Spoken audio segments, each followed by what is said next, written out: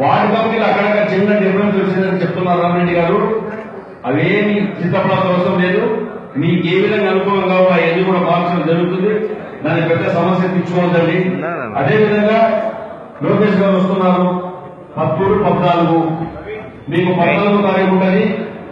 ఆయనతో ముఖ్యమంత్రి గారు మనం చాలా మంది కలిసలేకపోయారు. సాయంత్రం నుంచి మీకు 1 గంటగా 2 గంటగా ప్రతి ఒక్కరితో మాట్లాడతారు.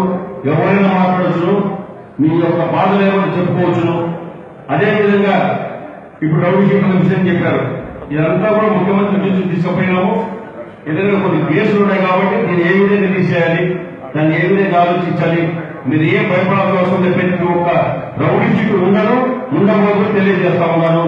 ఎందుకంటే ప్రతి ఒక్కరికి భయపడిస్తున్న రౌడీ షీట్ అంటే ఏంటని. ఆ రౌడీ షీటు ఇంకా భయప్రాంతం చేయడం ఏముండదు. రిజిస్టర్ నాన్ రిజిస్టర్ 2 ఉన్నాయి.